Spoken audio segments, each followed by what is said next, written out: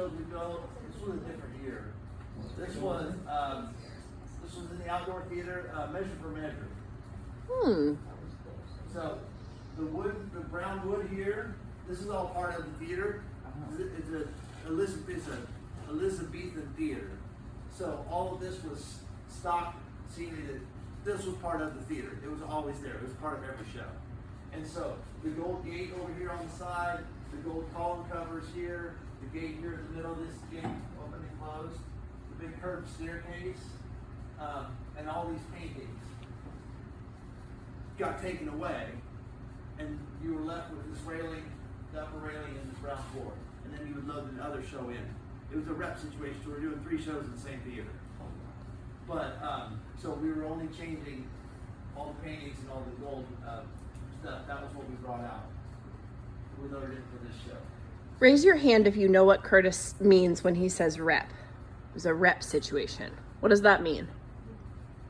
Ooh, please explain. So on let's see, what's on Thursday afternoon, the crew shows up at the theater, and they load show number 1 into the theater. Which is Measure for Measure, Which right? is Measure for Measure. So we put all this stuff in the theater, and all the ticket goers, all the ticket holders show up in the evening, and all the performers come out, and we all do a show. Hey, the people watch the show, the performers perform the show, and after the show, all the people go home, and all the performers go home, and the crew comes in, and they take all this out of the theater, put it on racks in the back corner, and stash it wherever it goes. And the theater sits empty all through the dark of the night. And then the next afternoon, the crew shows up again, and what do? They load in a different show. No, not that show. Not that show. I didn't tell that. They load in, I don't remember what the other shows were that we did this. The Tempest. They load in The Tempest. A whole different set of scenery, same theater, whole different set of theater. A bunch of people show up with tickets. They watch the show. At the end of the night, the crew comes in and takes out The Tempest and puts it in the back corner. The next afternoon, they come back and they bring out Richard III. And they load and they set up Richard III, which has these big giant columns that go all the way from here to there. It's very amazing. And they do that show, and then they come back the 4th night, and we load Measure for Measure back. Does that make sense? So we're seeing there's a different show presented in the same theater every night. And the actor that's playing Isabella in Measure for Measure might also be playing Ariel in The Tempest. Right. And then might also, what was the 3rd show you said, Richard III? Might also be guard number 2 in Richard III, right? The person who's playing Prospero in The Tempest is probably playing A small role somewhere else. yeah, one of the one of the older characters in Measure for Measure. Right. Does that make sense, y'all? So this means the Utah Shakespeare Festival is a destination place, right? Yes. It's not in a major city. It's not, right? Where is If it? you ever get an opportunity to Go. to It's Cedar beautiful. City, Utah, I strongly encourage you to do that. Cedar City, Utah is in the southwest corner of the state, and it is 45 minutes from Zion National Park, an hour from Bryce Canyon. Absolutely stunning scenery. Absolutely beautiful place to go visit. And Cedar City is kind of in the middle of that, and they have the Utah Shakespeare Festival there. And you can show up, and for 6 days in a row, you can go and watch a different show, because they're doing three shows in one theater and 3 shows in the other theater. And so you can watch a different show. You can watch a matinee in one show in one theater in the afternoon, and watch a different show in a different theater that evening.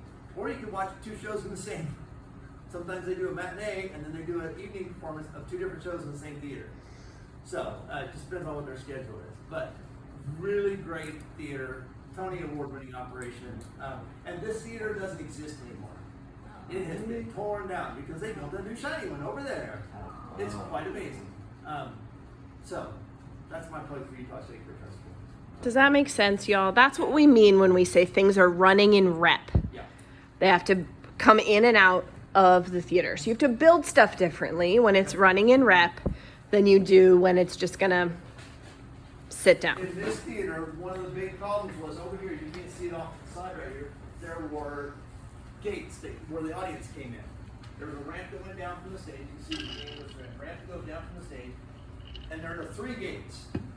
And they have these giant steel columns between the gates. And they're only this wide between the steel columns. So that staircase had to go between those columns to get it in and out of the theater every night. So that was one of the big challenges. So it was actually on a cart that had a pivot on it because had this big curve to it. So it had to go through and then twist as it went through to get between the columns. So all kinds of problems and technical problems and challenges that you have to deal with whenever you're dealing with a rep situation. Okay, are we done with that? Moving on. This is another show that we did at Ball State. How many light bulbs? Do you have any idea how many hours we spent chasing wires? Oh my goodness, there was light bulbs for days. There was road light going up the little proscenium arch here, light bulbs on all these signs. Most of these signs flew in and out. This was the first, this is one of the very early shows. They had a CNC router over in the architectural college, the College of Architecture. And so I had befriended the guy that ran the shop over there. And so all of these signs, we were just masonite that had been routed just a little bit, like a 1/16 of an inch deep. And so when we painted them, we just painted them black. And then we came back and painted all the raised parts with the other colors. So it made it much easier. Instead of hand painting all these signs, they were all routed. Yes? CNC? Computer numerically controlled. It's basically, it's kind of like a printer, but it's kind of not like a printer. In that it's moving a head back and forth to draw the shape. Well, draw the shape by removing material with a router bit. 3D printers are kind of CNC routers. 3D printers are very similar technology. Mm-hmm. Okay. This is another picture of the same show. Notice more light bulbs, more scenery, more light bulbs. Gosh, this show. Yeah, just light bulb for days. Can't imagine. This was Spring Awakening. This is the only theater production that I've ever done that used truss as scenery. This is just standard old rock and roll truss that we rented and put it in for the show. All the flooring was, it had a raked floor, it had a grave. We did not have a trapped floor and they needed a grave. And so the way the scenic designer overcame that was we built a deck that was a few inches tall. And so they would come out and lift the lid off of this place so they could have this funeral. And the grave was only that deep, but it had lights in it so that it looked much deeper. Mm-hmm. But it was only that deep.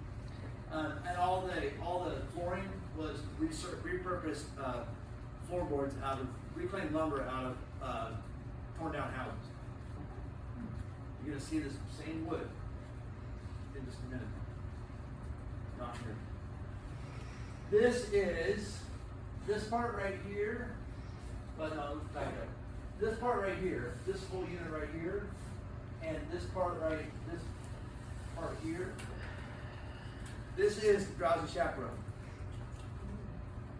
This part here and that part there were from the original Broadway production of Drowsy Chaperone. This was the only set I ever rented at Ball State. We haven't rented any either. But we rented this set, and so this set was part of the, it had been used on, it was built for the Broadway performance, and then when the Broadway performance ended, it was bought by a company who did a national tour of it, and so they took this stuff and slightly modified it and built this new proscenium arch here, and sent that out, and that was what we ran on the national tour. And then somebody else bought it, and it was in a warehouse out in Washington State somewhere. And then it was rented, and two different people rented it in Indiana. There was another company that rented it the month before we did, and then it came to Ball State, and we loaded it in and ran the show at Ball State. And then we put it in a truck and sent it back.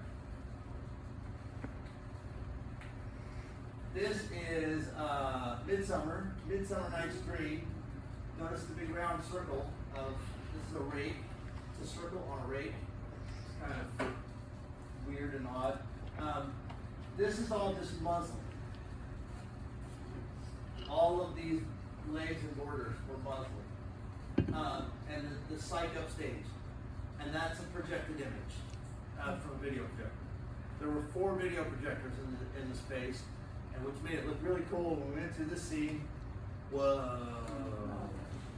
So there was a video projector pointing kind of down on the floor that covered the floor, one that covered the side of stage, and then two other ones that pointed off into the leaves on either side. Notice the wrinkles over here? Whoops. Oh, you can see, you can tell. So this was the idea. The idea was the whole set was white, and it was just that natural color. And so we could use it as all these projection sources. There's a lot of projections in the show. And we fought that stupid crap. Oh my goodness. And if you look, you'll notice that this has kind of got a little hourglass to it. Not straight, it's got a bunch of wrinkles in it. If you go back, oh look, they're all straight. We wound up having to put a rigid piece of wood there at the front edge of all those to keep them straight. And notice there's not wrinkles. We fought wrinkles. Oh my goodness. So we're doing Midsummer here in the spring. Yeah. How much do you think it's going to look like that? 0. Yeah. That's one of the cool things about producing Shakespeare is that there's a billion different ways to do it. I think it will probably look nothing like that, which is cool. But like the text will be the same. Yeah.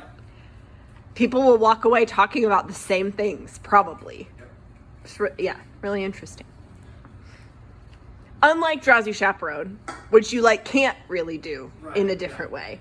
Because the premise of Drowsy is that a person is, the man in the chair, is listening to a Broadway album in his apartment, and then the apartment comes to life and puts this Broadway show on.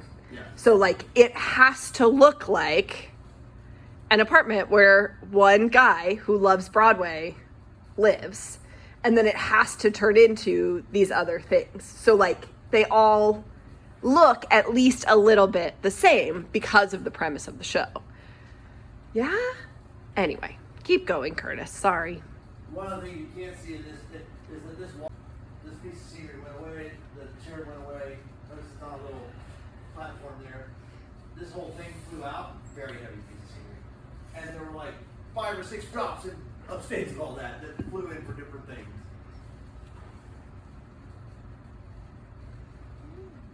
This was a show called Circus in Winter. It was a student piece that we did at Ball State. This was the thing that almost, well, one of the things that almost killed me. It was, the story of the show is that there's a Lima, Indiana, not Lima, Ohio. Lima, Indiana has a historically connected to a circus. There's always been a circus living in Lima, Indiana. And so they, this is based on historical events that happened. There was a circus that was overwintering there, spending the winter there. They'd spend the winter somewhere, and then they would go tour around in the summer, right? Because you can't really do circus outdoors in the winter. And so they, there was a flood. This is the flood. There's a bunch of people underneath this piece of fabric down there, making it look like the water is rising. And it was a really cool scene. But there's all the trials and tribulations of this circus throughout the winter months. It was more than just one year that was depicted in the show. But it's what's happening. And so they're inside a round barn. That's the idea of being inside this building. All of this is reclaimed material that came from old houses in Muncie, Indiana. There's a steel track right here. You can see this piece of steel. This is curved, and there's wheels on the, there's rollers on the top of the stairs and wheels on the bottom, and so the stairs can rotate around. They call them their Harry Potter stairs. So you notice this one's at this angle. They can go to 3 different positions. Same way on this side. They roll back and forth. This one, is there another picture? No. Sorry. The other one. And then there were 2 big people. What happened? There we go. There were also 2 big doors that closed off this to make the wall look pretty much there. So, the cool thing about this show was that we took it to the ACTF festival. And so all of this came apart. We had a team of students that in about 4 hours could take this out of the truck and set it up on stage. And then take it all apart and put it back in the truck. So it was quite an amazing operation. The entire floor was we brought the floor with us, and you can see we had a fog machine off stage that was shooting fog under the floor, so all the fog was coming in and all the cracks in the floor. We're about out of time. Yes. Picnic. What's the one? My Fair Lady. The cool thing. This was just a very realistic set. I don't remember what it was. That was so cool about this particular set. This one here was. This whole unit disappeared. It had a line. It was split into two pieces from about this point through this break in the wall. It matched together. This part would come with.